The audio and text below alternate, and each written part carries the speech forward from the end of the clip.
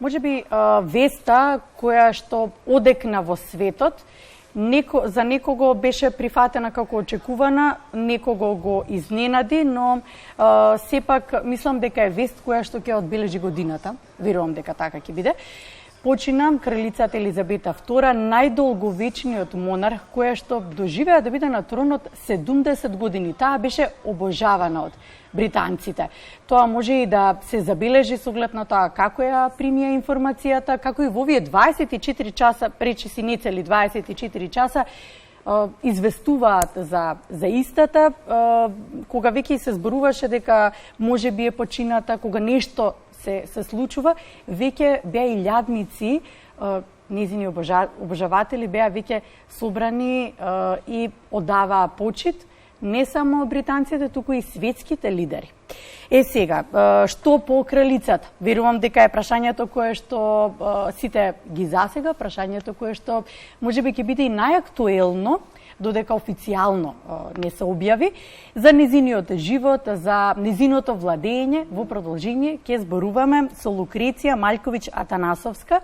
Таа е основач на Академијата за протокол на Македонија, меѓународен консултант по деловна етикетија, дипломатски протокол, со повеќе сертификати стекнати, усовршени во Вашингтон, Брисел, Лондон, човекот кој што е достоен да одговори на нашите прашања. Добро утро. Добро утро. Ви благодарам што не дојдовте вака рано наутро, но ова е веста која што не остави сите будни, да ги следиме светските медиуми како известуваат. Велам, прашањето кое што е најактуелно е што по смртта на кралицата, кој ќе ја наследи. Иако Чарлс вчера се обрати официјално како крал, Чарлс беше подпишан во известувањето, дали е тоа можеби след на настаните дека така следува, дека тој треба веќе да ја преземе на некој начин титулата, иако се уште не е крунисан, и дали можеби очите на јавноста сега малце повеќе ќе бидат вперени кон Чарлс и Камила, иако нивниот живот беше бурен, да речеме, и следен од јавноста, а од друга страна па некоја информација така потајно дека обожуване Вилијам. И сега што ќе следува? Прво, на сите државјани британски и на сите државјани на земите на Комонвелтот што живеат во Македонија, еве да му патиме и сочувство.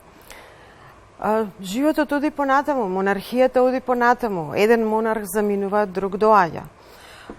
Така е, рековте дека останавме будни цела ноќ, нели, затоа што смртта на Елизабета II никако беше неочекувана.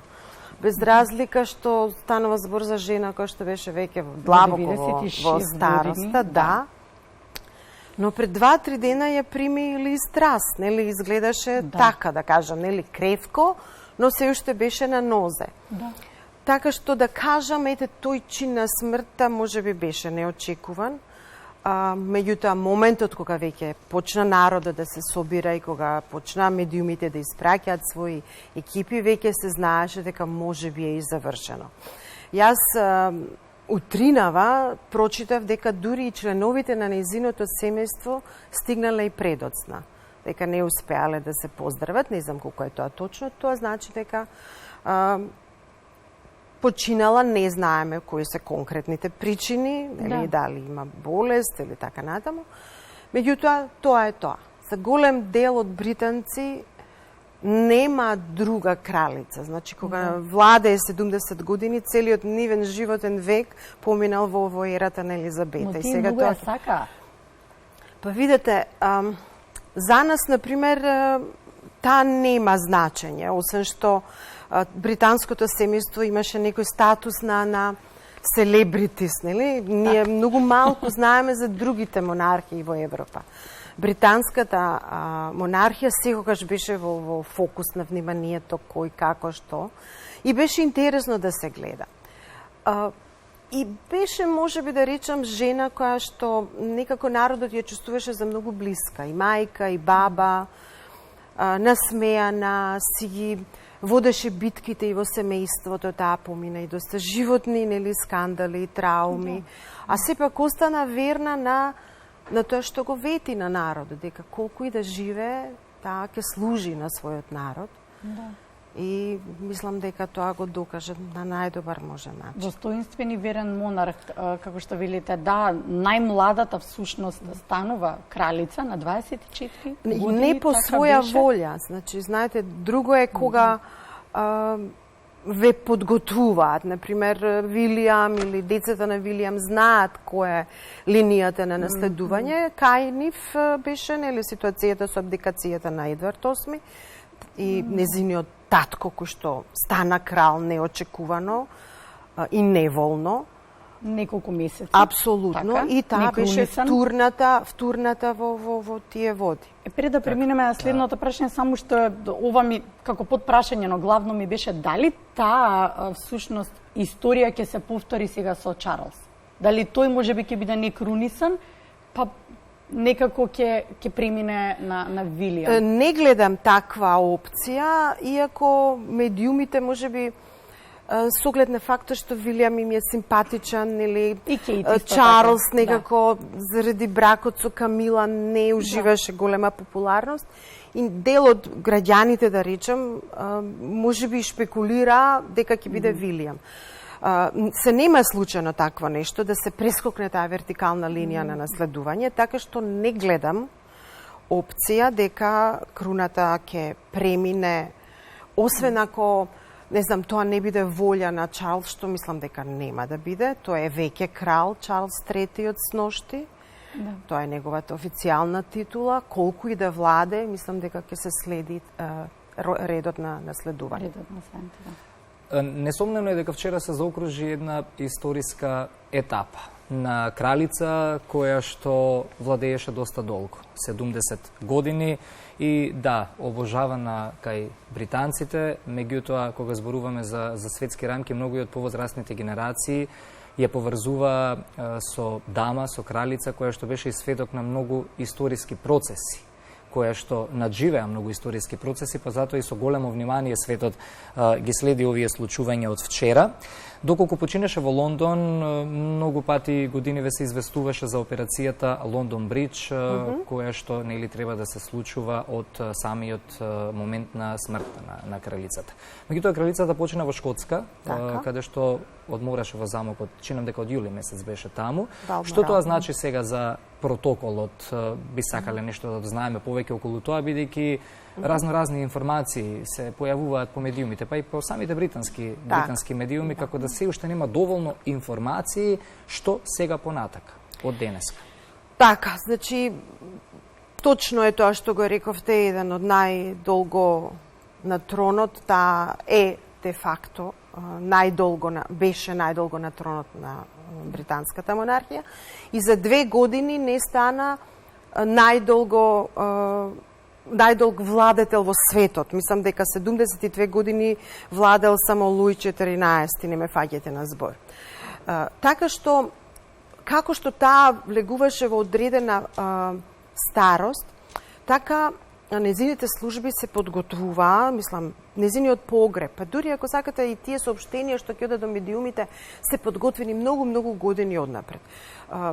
Оддамна во медиумите имаше како ќе изгледа погребот, што ако почине кралицата, значи тоа се протоколи кои што се спремаат многу детално и многу одамна.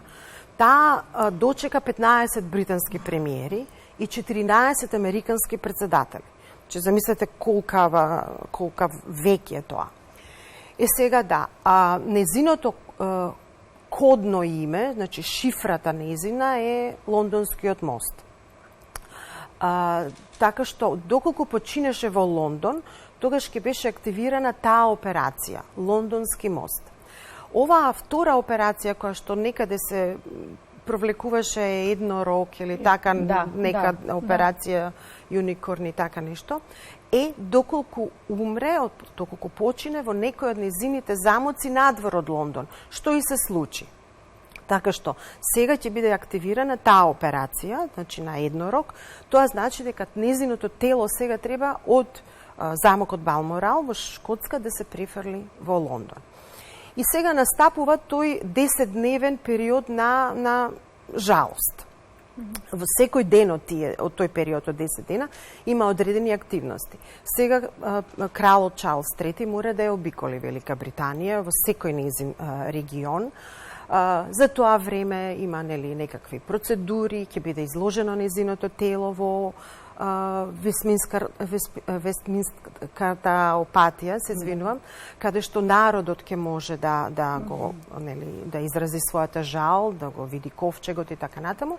И погребот ќе биде веројатно некаде за 10 дена, а во однос на кронисувањето на Чарлс III, тоа може да се случи после година дена, што не значи дека тој не е и официјално крал. А мислам дека ќе почива, како и претходните монарси, во Виндзор, до незиниот сопруг. Тоа се спекулира, каде всушност ќе биде погребана, дали покрај сопругот Филип? Да. Каде ќе биде, што како веројатно и ќе се објави денеска. Предпоставувам дека тој протокол се објавува или како? Обично нивните владетели се закопуваат во таа гробница во Виндзор. Тие имаат семејна гробница, на семејството Виндзор, тоа е нивното официјално име после промената на Саксон-Готбург, и ќе почива до сопругот.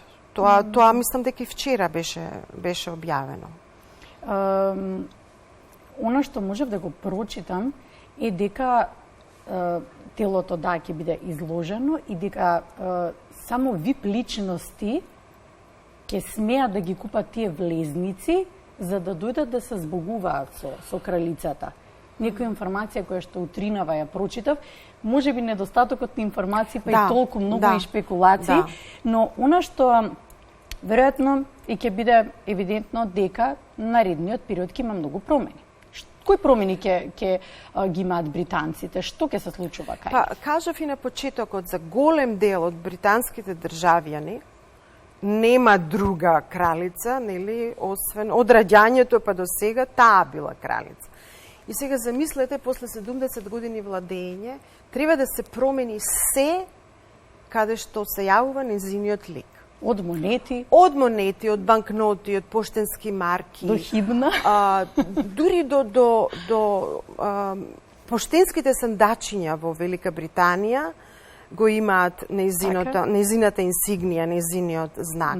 Голем дел од институциите се нејзиното величество. Сега тоа нејзино ќе се промени во негово, меѓутоа тоа е една процедура која што може да трае 10 години. Јас вчера прочитав дека само ова почетно менување на некој надписи и така натаму ќе го чини Обединетото кралство 6 милиарди фунти. Знаете која е тоа процедура, сето тоа да се смени со името и ликот на Чарлс III. Водителот на BBC вчера кога ја објави веста, ја соопшти веста, кажа ова е крајот на една ера. Така соопшти всушност. Веројатно точно и тоа реално. Апсолутно, таа би реков, без разлика што можеби немала големо политичко влијание на некој од овие краеви, сепак таа била монарх, Велика Британија, односно Обединетото кралство и земјите на Комонвелтот преживувале и пораст и пад за време на незиното владење и завршува една политичка ера. На многумина ќе им недостига, таа имаше некој имидж на добра бабичка, вчера се јавија многу симпатични карикатури и цртежи со незиниот лик. Сега сето тоа ќе се менува. Факт е дека Чарлс не ја ужива популарноста на неговата мајка, ќе видиме како тоа ќе биде, но завршува една ера од 70 години. Ера од 70 години владење, кажавте и вие, со подеми и падови, па кога станува збори за нивниот приватен живот, за нивното семејство. Мораше да донесе тешки одлуки поврзани со незината сестра. Љубовта за незината сестра. Тешки одлуки за принцезата Дајана. Не беше лесно сите тие денови околу незината смрт, околу погребот. Не беше сигурно лесно сега да се носи со медиумите, пред се и со напливот на социјалните медиуми, со тоа што се случуваше со незината нова снаа, со Меган. И со Хари. Како се тоа, според вас, успеваше и покрај сето ова успеваше да го изгради впечатокот кој што денес го имаат не само британците, туку и светот за неа. Ке се согласите и тоа дека голем дел од светските лидери во изразувањето на сочувството, каде што велат дека од неа треба да се учи и треба да биде пример и за годините пред нас, дека ги земаат и овие факти како треба да се владее со монархијата и како да се менеджира од друга страна и семејството, за да впечатокот во јавноста биде комплетен, за да британците веруваат во нив и ги поддржуваат, бидејќи ако се согласите, колку што ја следам, нели, нивната монархија, многу е лесно да се изгуби и довербата кај јавноста од страна на кралското семејство и тоа е било и најголемиот страв кај самата кралица во текот на овие 70 години. Таа имаше едно мото и мислам дека многу успешно се држеше до тоа, дека не се жали, не објаснува. Значи, гледате колку скандали се случува, многу ретко излегува со некакви соопштенија. Но, таа беше и мајка, беше и баба, беше и сопруга и гледате колку работи ми се познати од нивното семејство. Тоа што го реков дека за другите монархии толку многу не знаеме, но за нивната секогаш нешто следевме. Така што како и секоја мајка и баба и сопруга, таа морала да се бори и со семејните проблеми, не дека ги немала. Почнувајќи од синот, нели, проблемите во бракот, те можеби и јавноста повеќе и знае со оглед на тоа што веќе има и многу популарни серии за животот на кралицата. Така што бројот на скандалите не беше мал, меѓутоа токму тоа нејзино стоичко држење и таа нејзина насмевка да не објаснува, да не се жали, ги освојуваше симпатиите на луѓето. Не знам како сега понатаму ќе оди, со оглед што ви реков, Чарлс III нема толку, да кажам, приврзаници, а и бројот на антиројалистите во Велика Британија е многу поголем. Мислам дека токму заради позитивниот имидж на кралицата Елизабета, луѓето ја сакаа монархијата. Сега не знам дали ќе има некакви промени, веќе се погласни гласините дека монархијата не им треба. Без разлика колку профит може би носи заради туризмот, меѓутоа де факто е и трошок. Така што, како и што кажав претходно, да испратите 15 премиери британски или 14 американски председатели, тоа значи дека сте биле етаблирана на една политичка сцена, без разлика на сите скандали, без разлика на историјатот на семејството, припадноста на таа германска лоза, па Втора светска војна и така натаму, да не навлегуваме во детали. Таа уживаше имидж кај светските политичари, така што прагот е доста високо поставен, ќе видиме дали Чарлс III ќе успее да го достигне, дали монархијата ќе доживее некаква модернизација, дали ќе се промени. И уживање на тој углед беше чест и привилегија за речиси сите светски лидери да дојдат да ја запознаат и одблиску. Таа беше шеф на држава. Значи, таа се среќаваше и со други странски шефови на држави. Така што имаше улога во тој политички живот, без разлика колку и да беа ограничени незините ингеренции во Велика Британија, меѓутоа битен ни беше имиджот. За нас секогаш беше, нели, чевличките, црните, шничката, боите на костумот, нели, имаше некаква слика на бабичка, така да речем. Сега кога го споминавме стилот, пример за сите. Дали тоа некако го наметна кралскиот протокол, кој што таа бескрено го почитуваше? Имаше некоја информација споделена вчера, доцна синоќ ја прочитав, дека толку многу била верна на кралскиот протокол, што еднаш во животот на некоја турнеја, многу одамна, била снимена, значи еднашка во животот, само се појавила во тренерки. Никогаш не си го дозволила тоа. Некое лежерно издание, кое можеме да го забележиме и од другите принцови, принцези, кога посетуваат некои турнеи. Јована, јас голем дел од мојот живот го посветив на британскиот протокол. И не сум ја видела таа слика, кралицата да е во тренерки. Не велам дека не постои, меѓутоа... Беше објавена вчера. Да, баш ќе ја побарам. Нормално дека таа имала одредени моменти кога била и релаксирана и нели тоа е нормално, не сте секогаш нели стегнати. Меѓутоа британскиот протокол во однос на правилата е исклучително традиционален, конзервативен и секој експеримент се дочекува на нож. Да, таа слепо ги следела тие правила и како да се облече, и како да се јаде, и што смее да се јаде, и каков лак на ногти смее да се има и така натаму. И секој скршнување од новите снаи, нели, како што велиме, се дочекувало со голема критика. Сега ќе видиме како ќе биде, се разбира, традицијата е тоа што ја одржува британската монархија. Верувам дека ќе се продолжи барем во одреден дел. Камила е веќе од вчера кралица сопруга, значи и таа по желба на кралицата Елизабета ќе биде кронисана, значи нешто што ќе биде преседан. Така токму затоа ве прашав, дали сега повторно очите на јавност и медиумите, повторно, затоа што некако беше во сенка, ќе бидат кон Камила? Таа станува кралица сопруга.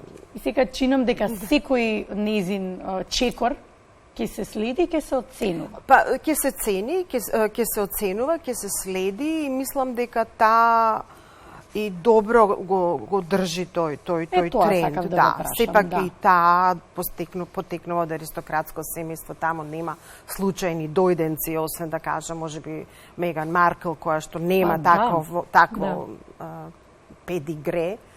Меѓутоа, Камила, уште во почетокот, веќе си ги следи тие правила, сега веќе доаѓа на највисоката позиција, да кажам, се менува, сите што се во редот на наследување се качуваат едно скалило погоре.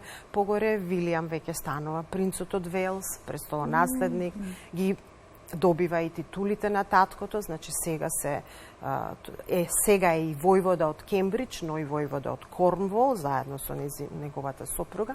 Така што има промени, меѓутоа тој систем е толку сложен, за нас е и небитен, освен за оние кои што се интересираат како јас. Ама еве ќе следиме, во секој случај нема да биде исто. Така. Нема да биде исто затоа што и огромен број на британци во текот на својот живот и не познавале друг владетел, бидејќи навистина 70 години не е мала бројка. Како што објави вчера и BBC, ова е момент кога историјата запира, ќе видиме што ќе се случува понатака.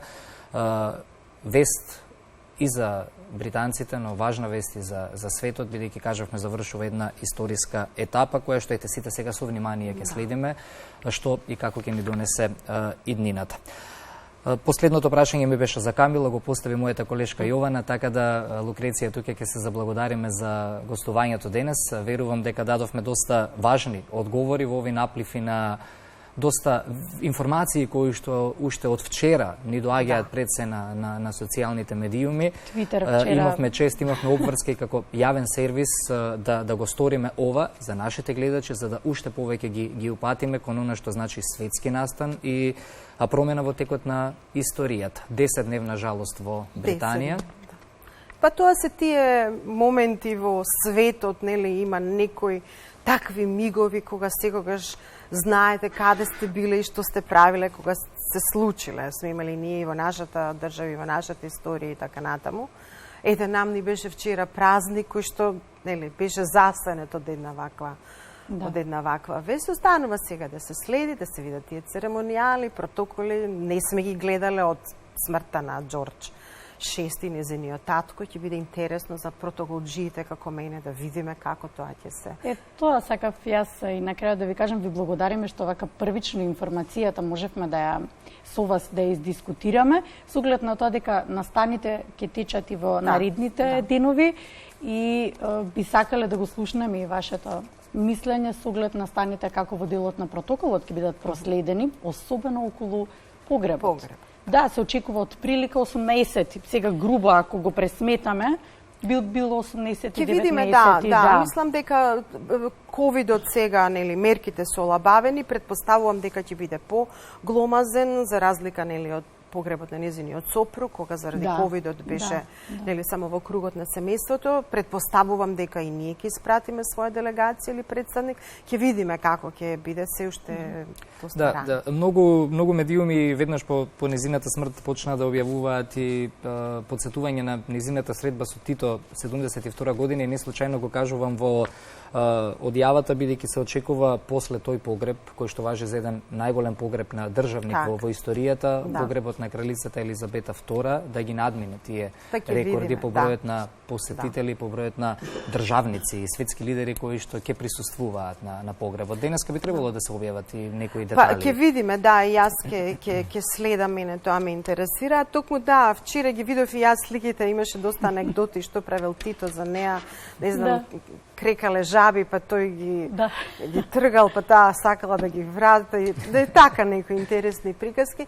Токму тоа што го реков, мојата генерација, например, знае што значеше смртта на Тито, исто и за нас беше тоа едно травматично, нели, иако јас бев дете, така што тие работи се случуваат и треба човек да ги прифати дека се неминовни, смртта е дел од животот. Така. Благодариме многу. Благодариме. Нема зашто. Тоа беше и главната тема, што по смртта на најдолговечниот монарх во историјата.